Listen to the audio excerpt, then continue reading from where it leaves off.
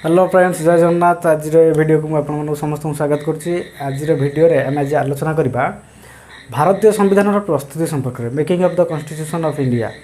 तो भारतीय संविधान किभली भाव में प्रस्तुत होता, तार कौन कौन दाबी रही है, किभली भाव में भारतर संविधान प्रस्तुति में कौ भूमिका था, से विषय में आसतु आलोचना करवा। तो कही रखिए, जब आप मो चैनल नुआ आसते मो चैनल को सब्सक्राइब करूँ, जहाँद्वारा आगू आसुवा वीडियो नोटिफिकेशन आप सहज पाइपर। तो ये आसतु आलोचना करवा। तो प्रथम आसन देखा दाबी भारत में गोटे माने संविधान प्रणयन किपरि होता। तो भारतर संविधान प्रस्तुति प्रथम गोटे कमिटी आवश्यक था, जहाँकि भारतीय मान संविधान प्रणयन करा संविधान प्रणयन सभा बा संविधान व्यवस्थापक सभा बोली कहला। तो जो देखिए आप संविधान प्रणयन सभा, तो सीटा किभली भाव में गठित होता है, किभली भाव में दाबी देता। तो मन रखु, फास्ट टाइम इन इंडिया तो गोटे कॉन्स्टिट्यूशन माने संविधान प्रणयन सभा आइडिया जे देते से होती एम एन रॉय जे कि 1934 आइडिया देते। प्रथम थर पर गोटे संविधान प्रणयन सभा आइडिया देते जे कि होती एम एन रॉय। जी एम एन रॉय कही रखिए, एम एन रॉय होती कम्युनिस्ट दलर जड़े नेता। मन रखु, कम्युनिस्ट दलर जन नेता से समय भारत कम्युनिस्ट आंदोलन चलता है। कम्युनिस्ट आंदोलन जन नेता जे कि 1934 मसीह प्रथम थर पर गोटे संविधान व्यवस्थापक सभा आइडिया देते। यही मुताबक 1936 मसीह पंडित जवाहरलाल नेहरू जातीय कांग्रेस लखनऊ अधिवेशन में प्रथम थर पर ऑफिशियली दाबी करते, आनुष्ठानिक भाव दाबी जणीते। मन रखु, लखनऊ अधिवेशन जातीय कांग्रेस लखनऊ अधिवेशन में करते 1936 मसीह करते। जे एल नेहरू आमर जवाहरलाल नेहरू करते। जवाहरलाल नेहरू ऑफिशियली अनाउंस करते बा डिमांड करते आईएनसी नासिक जातीय कांग्रेस लखनऊ अधिवेशन में 1936 मसीहा जातीय कांग्रेस लखनऊ अधिवेशन में से कौन करते ना, जातीय कांग्रेस प्रथम थर गोटे संविधान प्रणयन सभा दाबी करते, ब्रिटिश सरकार आगे दाबी करते। तो 1936 मसीह ब्रिटिश गवर्नमेंट ए दाबी को मानि नथिले, किंतु परवर्ती अवस्था मन रखु, परवर्ती अवस्था जो द्वितीय विश्वयुद्ध 1939 मसीह आरंभ होता, से समय ब्रिटिश सरकार भारत को साहाय्य करने कही जे भारत युद्ध इंग्लैंड तरफ युद्ध करने भारत को कही। से समय कौन होता ना, ब्रिटिश सरकार भारत को यही 1936 मसीहा जातीय कांग्रेस दाबी को से समय कौन करते ना, उपस्थापन करते दाबी दिज्व बोली, दाबी को पूर्ण कर प्रतिश्रुति देते। अर्थ 1940 मसीह ब्रिटिश गवर्नमेंट प्रतिश्रुति देता। तो ये जो 1940 मसीहा अगस्ट 8 तारिख में गोटे दिखाई अगस्ट 8 से अगस्ट दान बोली कहला। अगस्ट दान कहीं कहला, तो अगस्ट दान बा अगस्ट ऑफर बोली कहला। मन रखु, अगस्ट ऑफर अगस्ट दान मन रखिए, जो अगस्ट दान। तो ये अगस्ट दानटा 1940 मसीहा अगस्ट मास 8 तारिख दिया। तो ये कहीं देते ना, जेहेतु भारतीय मैंने प्रथम दाबी करते प्रथम गोटे संविधान प्रणयन सभा जातीय कांग्रेस तरफ जवाहरलाल नेहरू लखनऊ अधिवेशन में दाबी उपस्थापन करते। तो ब्रिटिश गवर्नमेंट से समय से ग्रहण कर, मात्र परवर्ती अवस्था जो युद्ध है द्वितीय विश्वयुद्ध में भारतर योगदान को नहीं भारतर योगदान आवश्यक पड़ू बाध्य हो ब्रिटिश सरकार ताको मानियापाई बाध्य होते। एवं से समय अगस्ट दान भारतीय मानू अगस्ट दान अर्थात अगस्ट दानटा कौन थी कहीदे। तो अगस्ट दानटा प्रथम 1940 मसीह से कहते भारत को अगस्ट ऑफर दिज्व किसी अंचल गोटे निर्दिष्ट अंचल उपर भारतीय मानू माने नीति नियम प्रस्तुत करने अधिकार दिज्व, किंतु ताहा ब्रिटिश साम्राज्यर एक अंश रूप परिगणित हो। मात्र गोटे निर्दिष्ट अंचल संविधान प्रस्तुत करने नियम प्रस्तुत करने जातीय कांग्रेस उद्देश्य नाला। जातीय कांग्रेस तरफ जवाहरलाल नेहरू 1938 मसीह घोषणा करते। मन रखु, 1938 मसीह जवाहरलाल नेहरू घोषणा करते जे भारतीय मानू से एक संविधान प्रस्तुति संपूर्ण अधिकार दिज्व, जहाँकि कौन बाह्य हस्तक्षेप मुक्त थी और जहाँकि से गोटे सार्वजनिक साबालक भोट प्रथा मध्यम ग्रहण कर सार्वजनिक भोट प्रथा मध्यम साबालक भोट प्रथा मध्यम प्रतिनिधि चयन करी से निजपाई नीति प्रस्तुत करें। तो यही घोषणा जवाहरलाल नेहरू 1938 मसीह करते। तेणु से चाहते जातीय कांग्रेस चाहूला समग्र भारत उपर समग्र भारतवासी समग्र अंचल निजे आईन प्रस्तुत करने नीति निर्धारण करने। तो भारत सरकार इंग्लैंड सरकार के अगस्ट ऑफर को मध्य किसी कांसर ग्रहण करा जाई नथिला। तापर देखिबे 1942 मसीह बुझामणा करने ब्रिटिश सरकार बा ब्रिटिश पार्लियामेंट कैबिनेट सदस्य सार स्टाफोर्ड क्रिप्स मन रखु सार स्टाफोर्ड क्रिप्स को पठाइला सार स्टाफोर्ड क्रिप्स को पठाइला जोटा कि आप क्रिप्स मिशन बोली कहीपर। क्रिप्स मिशन 1942 मसीह आसाला। ये जो सार स्टाफोर्ड क्रिप्स थे सार स्टाफोर्ड क्रिप्स ब्रिटिश कैबिनेटर गोटे जन सदस्य थे। तो से सार स्टाफोर्ड क्रिप्स आसी भारतर विभिन्न राजनैतिक दल सहित आलोचना करते जातीय कांग्रेस सहित आलोचना करते मुस्लिम लीग सहित आलोचना करते। मात्र क्रिप्स प्रस्ताव को तो क्रिप्स मिशन से समय कौन प्रस्ताव देते क्रिप्स मिशन प्रस्ताव देते जे भारतीय मैंने द्वितीय विश्वयुद्ध जोग दिंतु और द्वितीय विश्वयुद्ध समाप्ति परिसमाप्ति पर भारतीय मैंने निज गोटे संविधान प्रस्तुत करेंगे। मात्र क्रिप्सर ये प्रपोजल को सार स्टाफोर्ड क्रिप्सर ये प्रपोजल को मुस्लिम लीग्र नेता मोहम्मद अली जिन्ना खंडन करते मुस्लिम लीग एक परित्याग करते ग्रहण कर कारण मुस्लिम लीग चाहूला जे भारत को विभाजन घटी भारतर विभाजन चाहूला और भारत विभाजन घटी भारत और पाकिस्तान नाम दुईटी स्वतंत्र राष्ट्र और दुईटी स्वतंत्र संविधान प्रणयन सभा गठन पर मुस्लिम लीग चाहूला। तेणु मुस्लिम लीग्र दाबी ये पूरण न होबार से क्रिप्स प्रपोजल बा क्रिप्सर प्रस्ताव को ग्रहण कर नथिला।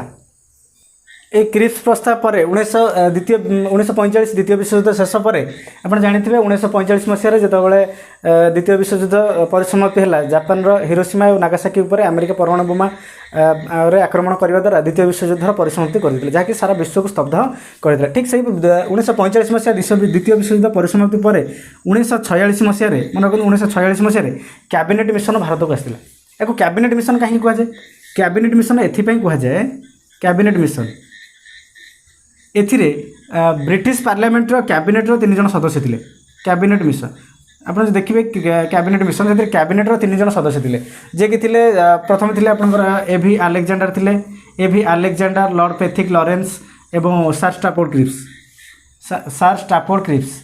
तो आप देखिए तो ये 3 जन सदस्य को ये 3 जन को नहीं कैबिनेट मिशन गठित होता। तो फाइनाली जो 1946 मसीह कैबिनेट मिशन आसिला तो यही कैबिनेट मिशन कौन करथिला ना भारत को भारतर संविधान प्रणयन सभा गठन पर प्रस्ताव देथिला बा स्वीकार करथिला। तो यही कैबिनेट मिशन योजना अनुसार भारतीय माने तांकर संविधान प्रणयन सभा गठन पर स्वीकृति पाइथिले। मन रखु ये आम 1946 मसीहा कैबिनेट मिशन योजना अनुसार भारतीय संविधान प्रणयन सभा गठन पर प्रस्ताव रही है। आहरी प्रस्ताव रही है जोटि प्रथम मुस्लिम लीग्र नेता मोहम्मद अली जिन्ना भारत और पाकिस्तान स्वतंत्र राष्ट्र गठन सहित दुईटी स्वतंत्र संविधान प्रणयन सभा प्रस्ताव देते ये कैबिनेट मिशन मध्य से प्रस्ताव को खारज करते अर्थात से प्रस्ताव को प्रत्याख्यान करते एवं एथिरे भारतीय मानक केवल गोटे संविधान प्रणयन सभा गठन पर व्यवस्था रही जहाद्वारा मुस्लिम लीग ए अत्यंत मुस्लिम लीग्र सदस्य मानक मोहम्मद अली जिन्ना को यहाँ अधिक मात्रा संतुष्ट कर ये आउर गोटे कथा कही रखी जो आप जानले 1946 मसीहा कैबिनेट मिशन योजना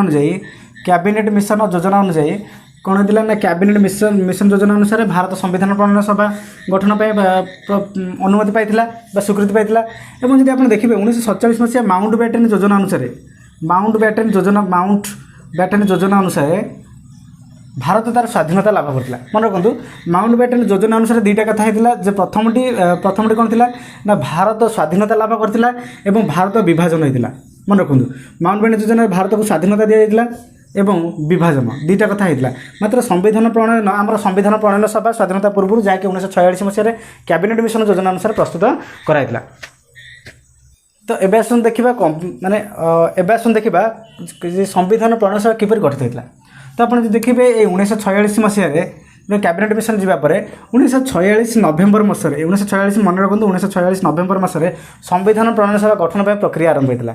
मन रखु 1946 नवेम्बर मसरे संविधान गठन कमिटी गठन कॉन्स्टिट्यूएंट असेंबली गठन आर प्रक्रिया आरंभ होता। आप देखिए 1946 मसीह किपर गठित होता मन रखु भोट मध्यम निर्वाचित होते मन रखु टोटाल आर मेम्बर संख्या थिला 389 ए संविधान प्रणयन सभा टोटाल उपर 389 जन सदस्य को नहीं आरंभ करने प्रस्ताव रही है। 389 जन सदस्य थे या तीनोटी ग्रुप में भाग कर आप देखिए 296 जन 296 जन ब्रिटिश शासित प्रदेश मान करते प्रथम कही कि ब्रिटिश शासित तीन भाग से ब्रिटिश मान शासन करते।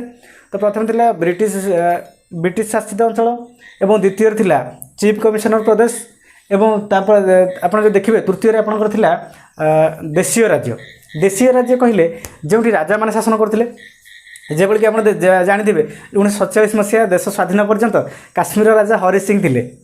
तो सेमती किसी प्रदेश रही है जोड़ा देशीय राज्य था जो कि राजा मैंने शासन करते से भाव में आप द्वितीय देखिए चीफ कमिशनर प्रदेश था चीफ कमिशनर जो दायित्व कि चीफ कमिशनर मान थे प्रथम जो आप देखिए तो गवर्नर मैंने जो शासन करते जहाँकि ब्रिटिश सरकार प्रत्यक्ष तत्वावधान था जहाँ आप ब्रिटिश शासनाधीन अंचल बोली कहे ब्रिटिश शासनाधीन अंचल ब्रिटिश इंडिया प्रोविंस बोली कहींपर तापर ब्रिटिश इंडिया प्रोविंसेस कहींपर द्वितीय आपंकर चीफ कमिशनर्स प्रोविंस एवं थर्ड आपंकर प्रिंसली स्टेट्स देशीय राज्य।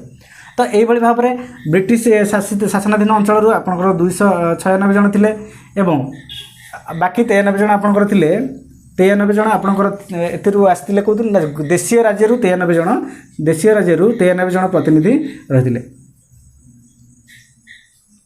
तो पुणी कौन होता ना देखो ये जो ब्रिटिश शासनाधीन अंचल यहाँ चीफ कमिशनर प्रदेश थिला। तो ये चीफ कमिशनर एवं ब्रिटिश शासनाधीन अंचल दुईटी जाक इंग्रेज शासन अधीन थिला।